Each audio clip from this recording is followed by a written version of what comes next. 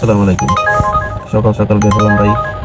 সকাল সকাল টিভির অবস্থা দেখেন, কি অবস্থা। 16-17 কিলোমিটার রাস্তা, 319 টাকা, 20 টাকা ভাড়া।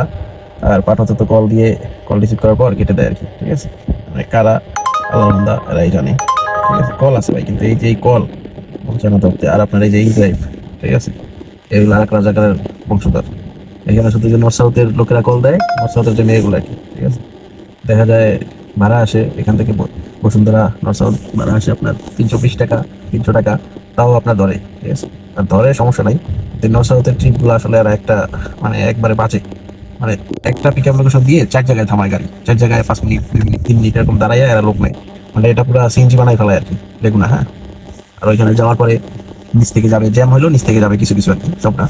তো এই হলো অবস্থা। ঠিক আছে, এই যে দেখেন 350 টাকা ভাড়া। ঠিক আছে, নর্থ সাউথ মেন ক্যাম্পাস এটাই দেখাচ্ছে। কিন্তু আপনার এটাও দেখাবেন যে এক জায়গায় না, 2-3 জায়গায় লোকের উঠাবে আর কি। বলে ভাই যাওয়ার পথেই তো, ঠিক আছে, যাওয়ার পথেই তো, এই জন্য লোকেশন দেয় না, এই জন্য এটা সেটা। ঠিক আছে, এরকম আর কি।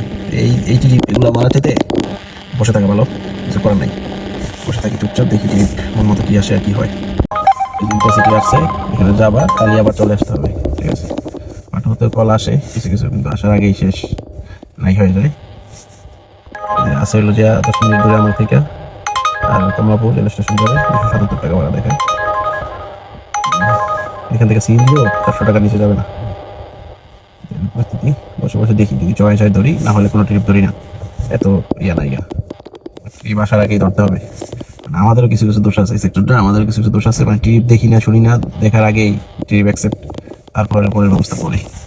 এই জন্য ব্যবস্থা যে একটা আসছে মিনা বাজার থেকে 388 টাকা ভাড়া নর্থ সাউথ যাবে। ট্রিপ আছে, কিন্তু এই হলো ট্রিপের অবস্থা। 466 টাকা বিট করি, হয় কিনা। যে দেখছেন ধরে নিয়ে গেছে। আমার অপেক্ষা কি ট্রিপ থাকবে ভাই? কত গাড়ি আছে।